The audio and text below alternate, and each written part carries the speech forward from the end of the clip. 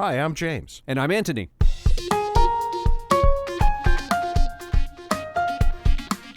This Saturday bonus episode is a recording of an interview we gave on another podcast. Regular Words and Numbers episodes come out each Wednesday. We come this week to, well, what we're supposed to be thinking when we think about things like the law. It seems very simple. We should probably know exactly what we want to think when we get into this territory, and yet the further we dig into this territory, the more confusing it seems to be. Now, having said that, it's pretty clear, I think, to me, and I suspect it's pretty clear to you, what most people think about the Supreme Court, let's say. Well, they just naturally assume, and this is a very strange sort of assumption, but it gets made over and over again.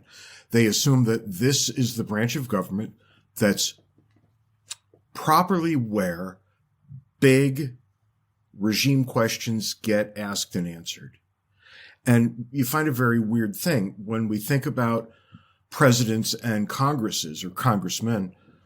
When we do public opinion research on those positions, right? So asking about a president, asking about a congressman, the approval rate is pathetically low. It's typically in the teens for Congress and maybe in the 30s for the president. And yet the Supreme Court, when the same types of questions get asked about the court does quite well. There's no question about it that the United States Supreme Court is the most respected arm of government. The question is, should it be? And I guess you can answer that either way or find something somewhere in the middle to make your case. But it seems that the court gets a gigantic free pass that the other branches don't. And we'll end up back at Hamilton here, of course. It's largely because I think that the court is perceived as, and some would say designed as, a non-political branch of government. And the justices on the Supreme Court often try to hold themselves as non-political. Now, whether that's reasonable or not, I don't know that we could conclusively say one thing or the next without offending half of the people who believe whatever it is they believe. So very typical for American politics. But I'm going to make the case here that it was about 1987. So well within my lifetime anyway, but of course I'm getting older by the minute. In 1987, something strange happened on the way to a Supreme Court confirmation. And that's Robert Byrd, his nomination and his confirmation hearings. It was brutal, right? We rarely in this part of our history, and we could go all the way back to the 18th century, late 18th century, and maybe find something somewhat analogous. But for all intents and purposes here, 1987 marked a bit of a turning point, right? Because, well, here, we can look at this stuff right here. These are just simply the justices that were nominated on the left and what happened to them on the right. And you can see as you go down, right, Bork was under President Reagan in 87, and he lost 42 to 58. So the Senate voted not to confirm him. And this was largely an ideological battle. Right? Reagan was president. He was coming to the end of his term. He wanted to get conservative justices on the bench, and he nominated Bork, who crashed and burned quite spectacularly. Those of us who are old enough to remember this watched it in rapt attention on television when the Senate just tore Bork apart. And from this, we got a new word in the English language. When somebody was up for confirmation and they got ripped apart in some kind of public hearing, it's now said that they got borked, which is probably not the way you want your name used over time. But I put this up, not to point this out exactly, but to give you a little bit of a context here, because Bork was without question steamrolled right on out of there. But Antonin Scalia, who was at least as conservative as Bork was, sailed right on through. I mean, you can see it right there, 98-0. Sandra Day O'Connor, 99-0. William Rehnquist, 66-33. A little embarrassing, I guess, for Rehnquist, but nothing on the order of what we see for Bork. You see next that David Souter flies right onto the court, but Clarence Thomas has all kinds of ideological troubles. And then we're back with Ginsburg and Breyer. No real problems there. George W. Bush comes along and gives us a couple of very conservative justices. One sails through, one it's a little tighter. And you can start looking at this sort of thing and drawing some conclusions about what's going on here. And it seems obvious to me, maybe it shouldn't, but it does, that while the court is considered an apolitical or the apolitical branch of government, its processes are all highly political, right on down to nomination, right? And in this last election, we saw Joe Biden ducking questions every time when reporters would ask if he planned on expanding the number of justices on the Supreme Court. Public opinion research here indicates clearly that the American people don't want that to happen. Now, I suspect they haven't really thought it through all that much, but they seem to believe that 9 justices on a court that gets nominated in presidential administrations in political time, which necessarily yields fluctuating majorities. Nothing lasts forever on the court. But really, what do we make of all this? And that's the good question to ask, right? I look at this and I can conclude a couple of things, that Democrats are a little more interested than Republicans in scuttling some nominations, but clearly not all of them. I mean, when Antonin Scalia can get in with 99 votes in favor and 0 against, you have to, or 98, pardon me, I'm looking at Sandra Day O'Connor at 99. You have to conclude that this isn't not exactly vitriolic partisan politics. Now, you can remember probably the Kavanaugh hearings, and those got right back to the mean-spirited, lousy behavior sorts of things that we last saw when Clarence Thomas was nominated. But all of this, of course, every last bit of it, started a long time ago. And we've talked about this a little bit, but it does us well, I think, to talk about it just a little bit more and to bring something new to the mix to get a better understanding of what the issues are. And you know that what's commonly called the Federalist Papers, what should be called the Federalist, you know that those were written by 3 men, Alexander Hamilton, James Madison, and John Jay. And they provided a very clear, coherent, cogent even, defense of the new Constitution. They were written so people in the various states, New York mostly, would read them and be in favor of the new Constitution and vote for it to be adopted. Well, on the other side of this political fence, we have anti-federalists all over the place. Now, they weren't as well organized as Hamilton, Madison, and Jay. They wrote scattershot. They would routinely present things that were criticism, and their criticisms were fantastic. The anti-federalists saw every problem with the Constitution that we have come to find over the last couple hundred years. The problem with the anti-federalists is that they never came together to offer a response, to offer another option, right? They just kept saying the Constitution of the United States is going to be deeply problematic in these many ways. And one of the ways was at the level of the Supreme Court. And Brutus was probably the one who swung hardest at the idea of a Supreme Court. So we're going to look at this block of text here to get an understanding of what that meant. But when we do read this, keep in mind that this was published in newspapers at the time. This sort of reasoning, they thought, should be available to every person, not just the moneyed elite in the cities, but to farmers out in the countryside. And it's high-minded. Right? We forget, I think, because our politics are so brutal, that we're so nasty with each other all the time now. We forget what it's like to look at a high-minded thing. So let's look at Brutus, at least for a minute, from his 11th paper. The Supreme Court, as who he's talking about, will give the sense of every article of the Constitution that may from time to time come before them.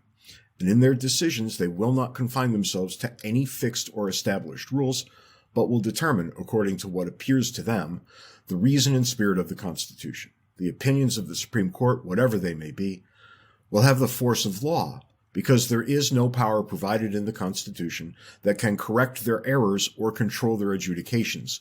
From this court, there is no appeal. And Brutus captures something that's essentially right here. There is no appeal in the immediate sense for anything that the Supreme Court says. And we've actually heard the Supreme Court described as a roving constitutional convention, because anything they say immediately takes on the power of the Constitution. But it's not exactly true that there's no appeal to the Supreme Court, right? Because we all know that you can have a constitutional amendment, and that will very obviously override anything the court has said. It's just that those are awfully difficult. Even in 1787 or so, when Brutus was writing, they knew this was going to be very, very difficult and probably very, very rare. And it has proven to be rare. We don't really think about constitutional amendments being the answer to our problems. But take a look what Brutus is really saying here. He's really saying that if the Constitution has any flaw at all, it will be the Supreme Court who takes cases looking at that flaw, and what the Supreme Court decides will become constitutional, and that will be the end of the story. And in other places, Brutus and the other anti-federalists very typically talked about things like the Necessary and Proper Clause, the Supremacy Clause, and the Commerce Clause, which are three things that have made quite a mess in our constitutional jurisprudence. So from this high-minded example of Brutus, we can go to this high-minded example from Alexander Hamilton. It's one that we saw before. But here in Federalist 78, he says the judicial branch may truly be said to have neither force nor will, but merely judgment, and must ultimately depend upon the aid of the executive arm, even for the efficacy of its judgments. Well, I think Brutus is generally right about everything he says here. I actually think Hamilton is right about what he says here. Well, it seems that I probably can't hold both of these beliefs simultaneously. So how should we start to think through these things? I'm guessing a lot of you think both of these things are correct too, because they're so incredibly reasonable, right? They don't seem to be offered from a place of malice or mean-spiritedness, right? They seem to be offered in such a way that we can take them seriously. I guess I'm a little confused that people with big disagreements can behave this way, but there it is. All right, so Rosenberg, for his part, seems to be saying that both of these perspectives are more or less correct, at least to some degree, right? Because the first thing he says, the first thing he covers, is that thing that most Americans kind of believe intuitively, that the court, the Supreme Court of the United States in this case, is extremely dynamic. And so it seems, right? And why do we mostly think this? Well, I think we take our cues mostly and largely from the confirmation hearings, right? Where we see the court, at least an arm, a branch, a thing associated with the court, nomination and confirmation and not. I'll just stop talking right now. We see the nomination and the hearings that follow and the eventual ascension to the court by these justices. And it all looks so important. But ask yourself this. If the American people have a roughly 70% approval rating of the Supreme Court, do they have the first idea what goes on in the court? Because you can't turn on the television and find out. You can, in fact, opt into email lists, which will send you their decisions as they come. And you can go to various websites and look at their decisions if you want. But do you really think 70% of the population of the United States goes and reads Supreme Court decisions? I should say nobody believes that. And maybe it's the case that the majority of the people think so highly of the court because they just don't see what it does on any regular sense of the matter. They know that the Supreme Court is there to pass judgment on laws and to talk about things that really matter right now, and that's where they leave it. The dynamic court view would have them thinking that quite a lot, because this is the belief that the Supreme Court and lower courts can go about and choose to see very, very important cases, which they will then decide on in the process, bringing all sorts of novelties in the law to bear, which then become definitionally constitutional. From here, from this perspective, the Supreme Court sounds kind of terrifying, right? It sounds like, at present, a gaggle of 9 in black robes who can decide whatever they want, and the rest of us will have no choice but to fall in line behind them. But that last part doesn't exactly seem right. As I think about the court, I rarely fear it. Now, I can understand why people do, and this very typically comes up now in the abortion rights area, right? That we don't really seem to have the same kind of civil rights problems that we once did. Those seem to have straightened out over time, at least to a certain overwhelming degree. I'm not really ready to say that we're done with that, but I am ready to say that in 2021, we're living a far, far better life than in 1961, for example. So I'm not really terrified of the court, which makes the dynamic court perspective probably not quite right. Okay, let's think it through from the other side, because Rosenberg allows us to do that too. He says, well, sometimes the court seems remarkably constrained. And that seems to be absolutely right. If for only because the court cannot enforce its own rulings, something we saw in Brown, right? We had to go from Board of Education versus Brown to Brown 2, which indicated that the things that the Supreme Court ordered in Brown 1 should be done with all deliberate speed, which means the Supreme Court decided something in that first case, and then it was not done. Orders came, and orders sat on the table. That's actually quite amazing. So the Supreme Court cannot enforce its own rulings. It requires at least the executive branch to do that, and it may actually require quite a lot more than that, depending on how well out of the mainstream a decision might have been.